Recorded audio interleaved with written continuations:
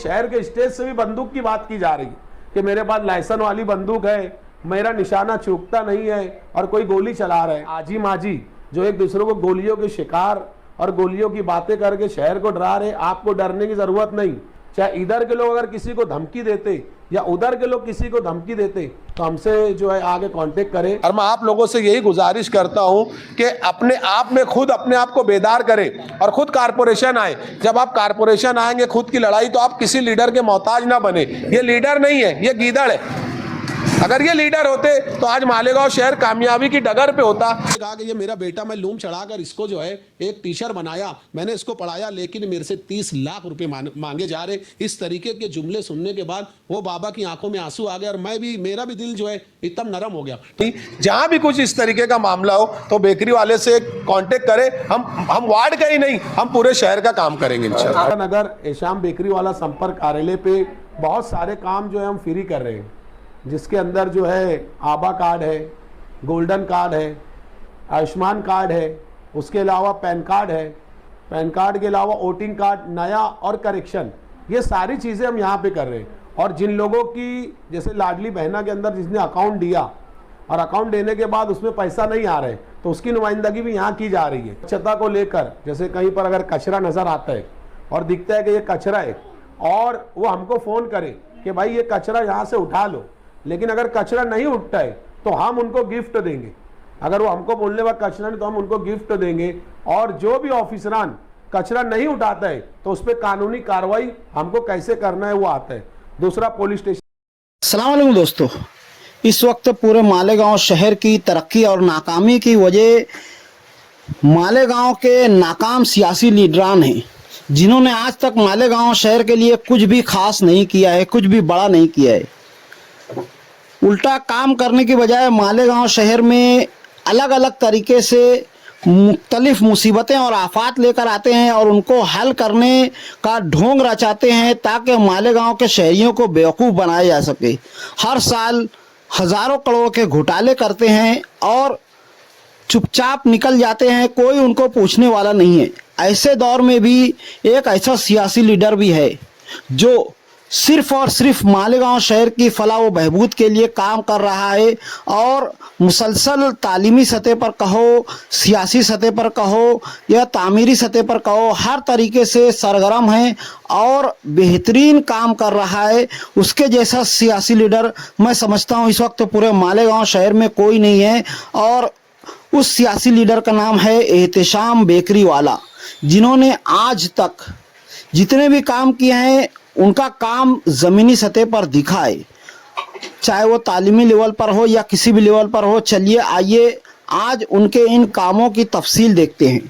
बहुत सारे मामलात को लेकर हम ये काम करें। कई टीचर तो मेरे पास ऐसे आ रहे हैं कि जिनकी जो है सैलरी भी स्टार्ट नहीं हुई और उन्होंने जो है 40-40 लाख रुपया जो है इनको भर्ती के नाम पर दिया। और उनका एक ही जुमला है कि भाई कभी ये भतीजे को लगा लेते, कभी भांजे को लगा लेते। यानी स्कूल के अंदर टैलेंट और क्वालिटी को लेकर बिल्कुल जो है कोई भी टीचर नहीं लग रहा, उसके वजह से हमको डबल नुकसान हो रहा है। एक तो ये हो रहा है कि आड़े तिरछे टीचर जिनको कुछ आता नहीं, ये रिश्तेदारी के बेस पे इनको ज्वाइन कर ले रहे और पैसे की बेस पे ज्वाइन कर रहे, लेकिन जो टैलेंटेड है जिससे वो बच्चों को अच्छा पढ़ा के बच्चों का मुस्तकबिल संवरता, ऐसे टीचर बेहतरीन चीज़ों से महरूम रह गए। और ये रिलेटिव्स वाली जो स्कीम जो स्कूल के मैनेजमेंट में चल रही है, ये बंद होना चाहिए। ये सारी चीज़ों पे हमने लेटर्स दिया और हम यही चाहते हैं कि बच्चों को अच्छी तालीम मिले और जो टैलेंटेड असातिज़ा हैं, जो बेहतर है, जो मुखलिस है, वो लोगों को मौका मिलना चाहिए। यानी कि विरासत जो है खानदानी, जिस तरीके से शहर में खानदानी सियासत चल रही है, अब तो मुझे ये लगने लगा कि एजुकेशन के अंदर भी खानदानी एजुकेशन की परंपरा चल रही थी। चेयरमैन के सामने बैठता है और जब वो पोर्टल के अंदर अच्छी मार्क्स लेकर बैठता है तो उसको रद्द कर दिया जाता और ये खुद अपने रिश्तेदारों को जो नाकारा है, जिनको कुछ नहीं आता, इनको प्लेसमेंट। सोचिए उस बाप की उम्मीद को क्या पहुंचता हूं। एक तो बुजुर्ग ने तो एक शेर मुझसे कह दिया, एक बाबा आए, उन्होंने इस तरीके से बात की कि आंखों से आंसू आ गए। उन्होंने मुझसे कहा कि ये मेरा बेटा, मैं लूम चढ़ाकर इसको जो है एक टीचर बनाया, मैंने इसको पढ़ाया, लेकिन मेरे से 30 लाख रुपए मांगे जा रहे। इस तरीके के जुमले सुनने के बाद वो बाबा की आंखों में आंसू आ गए और मेरा भी दिल जो है एकदम नरम हो गया। तो उन्होंने एक शेर कहा था कि मुझे थकने नहीं देता ये जरूरत का पहाड़, मेरे बच्चे मुझे बूढ़ा होने नहीं देते। वो बुजुर्ग की इस तरीके का शेर सुनने के बाद जो तहलका मचा मेरे दिल के अंदर, मैं बयान नहीं कर सकता। तो यही हो रहा है शहर के अंदर, जो काबिल बाप जो है अपने बच्चे को अच्छा टीचर बनाकर जब वो मुकाम पे लाता तो उनके लिए कोई प्लेसमेंट नहीं है। अच्छा, हम तो जो प्राइवेट स्कूल है, चाहे प्राइमरी स्कूल हाई स्कूल हो, इन स्कूलों पर हम बहुत ज़्यादा डिपेंड हो गए, बहुत ज़्यादा फोकस हो गए। मैं या मेरे दौर के मेरे वक्त के काफ़ी ऐसे काबिल लोग आज जो कहीं ना कहीं अच्छे ओहदों पर फायज हैं, इनकी जो इब्तदाई तालीम है वो सरकारी स्कूलों में हुई, प्राइमरी स्कूलों में हुई। आज हम देख रहे हैं कि प्राइमरी स्कूलें जो है, सरकारी प्राइमरी स्कूलें बंद होने के कगार पर आ गई हैं। आज कोई भी शख्स जो है अपने बच्चों को सरकारी या प्राइमरी स्कूलों में जो है दाखिल करवाना नहीं चाहता। कभी इस पर भी आपने जो है लोगों में जागरूकता फैलाने की कोशिश की कि इन प्राइवेट स्कूलों के बजाय सरकारी स्कूलों में भी जो अपने बच्चों को पढ़ाकर वहाँ पर जो है क्वालिटी एजुकेशन जो है वो उनको दिलवाया जाए, या वहाँ पर भी आपको लगता है कि शायद जो है वो स्कूलों में भी वैसी तालीम नहीं हो रही? क्या कहेंगे आप इस बारे में? सबसे अहम वजह है कि इसके अंदर आज कारपोरेशन की जो स्कूलें हैं, आप उसको उठाकर देख लिया जाए तो सबसे ज़्यादा जिम्मेदार वहाँ के कारपोरेटर्स होते हैं।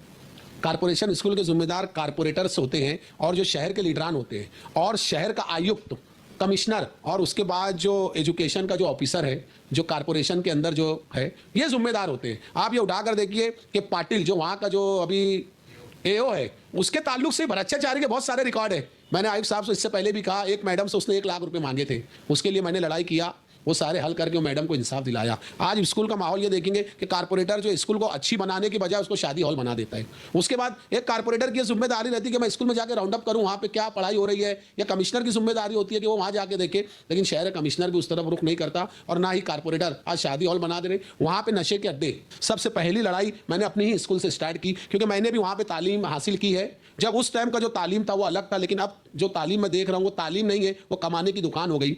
अभी लोग ये कह रहे हैं कि हमने वहाँ पर जो है, पहली बात तो ये बताइए कि प्राइवेट अपना स्कूल के सेक्टर के अंदर, उसके कैंपस के अंदर प्राइवेट कोचिंग ये लोग चला सकते क्या? उसके बाद इंडियन बुटीक के बैनर्स के बड़े बड़े जहाँ तालीम की दरसगाह हैं, उसके जो है कारपोरेशन की जगह हैं, उसके ऊपर होल्डिंग लगाकर ये जो है जूतों के इश्तेहार दे रहे। तो तालीम का म्यार इतना गिर गया कि जहाँ तालीम के पोस्टर लगने के बजाय वहाँ जूते लगेंगे। तो मैं वही बोल रहा, जैसे लोगों को आप इक्तिदार पर बैठाएंगे वैसा असर आपको नजर आएगा। ये एक सबसे अहम बात है। तो उस पर भी हम जो है लड़ाई लड़ रहे हैं, और इंशाल्लाह यकीन मानिए, मालेगांव स्कूल के ताल्लुक से हमने लेटर दिया, 15 दिन का टाइम दिया था, जिसमें 8 दिन गुजर चुके और 10 दिन बचाए। 10 दिन के बाद एहतिशाम बेकरी वाला तनहा, और जो शहर की आवाम जो चाहती है बदलाव आए, तो कलेक्टर ऑफिस के बाहर मालेगांव स्कूल के ताल्लुक से मैं धरना आंदोलन पे बैठने वाला हूं। चाहे अकेले ही क्यों ना बैठूं, लेकिन मैं ये बताऊंगा कि हम तोड़ीबाज नहीं है।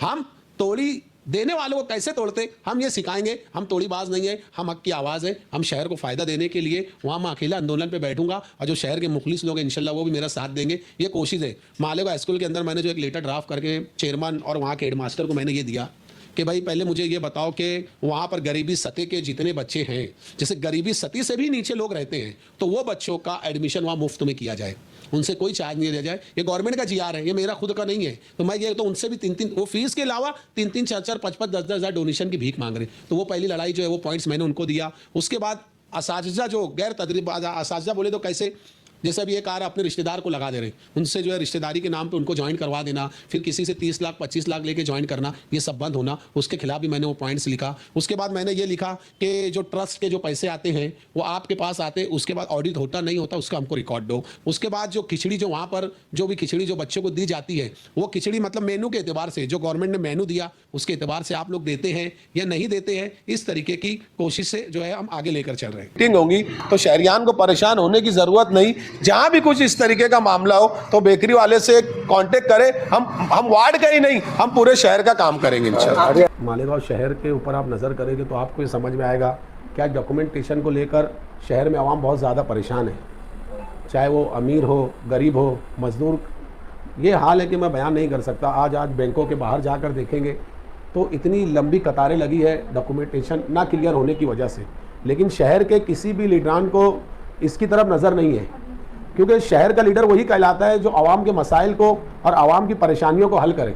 लेकिन अब मुसलसल 3-4 महीने से जो है लगातार आवाम के साथ जुल्म हो रहा है।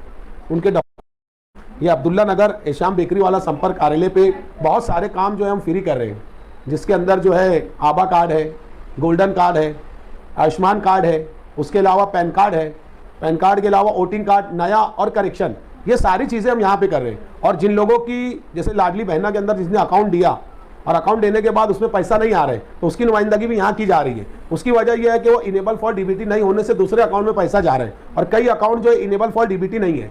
तो उसके लिए हम यहाँ पर अब्दुल्ला नगर में ये ऑफिस जो है कुरैश जमात खाना मस्जिद सईदा जिन के पास है, जहाँ पर सुबह 11 बजे से लेके शाम में 6 बजे तक यहाँ पे वर्कआउट हो रहा और आवाम के लिए काम हो रहा है। तो बराए मेहरबानी मालेगांव शहर की आवाम यहाँ आकर फ़ायदा उठा सकती है। और दूसरी अहम वजह हो सकता है 4-5 दिन के अंदर Mohammed Ali road quality bakery के पास एक और ऑफिस का हम इफ्तिताह करेंगे।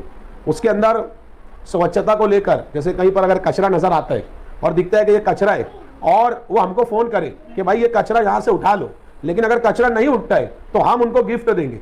अगर वो हमको बोलने वाला कचरा नहीं तो हम उनको गिफ्ट देंगे। और जो भी ऑफिसरान कचरा नहीं उठाता है तो उस पर कानूनी कार्रवाई हमको कैसे करना है वो आता है।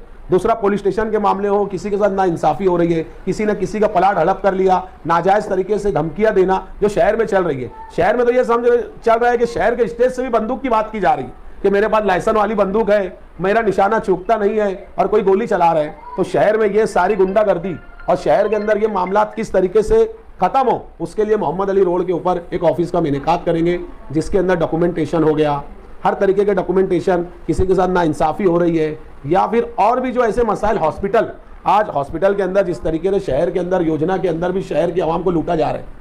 आज मासूम बच्चों को पेटियों के अंदर, जो अच्छे हैं उनको भी पेटियों के अंदर डालकर उससे भी जो है योजना के पैसे निकाल लिए जा रहे हैं। शहर में ये भी चल रहा है। मैं उनको फिर खबरदार कह रहा हूँ कि बिल्कुल अपनी औकात में हो जाओ, क्योंकि हम मैदान में आ चुके हैं। अब इसके खिलाफ हमको क्या करना है, ये भी काम वहाँ से होगा। और इंशाल्लाह मैं शहर से यही कहूँगा कि आप हमारे साथ जुड़ो और ये आजी माजी जो एक दूसरे को गोलियों के शिकार और गोलियों की बातें करके शहर को डरा रहे, आपको डरने की ज़रूरत नहीं। चाहे इधर के लोग अगर किसी को धमकी देते या उधर के लोग किसी को धमकी देते तो हमसे जो है आगे कांटेक्ट करें। इंशाअल्लाह हम उस मसाइल में पूरी नुमाइंदगी करेंगे और डेवलपमेंट फंड का साथ दें कि आने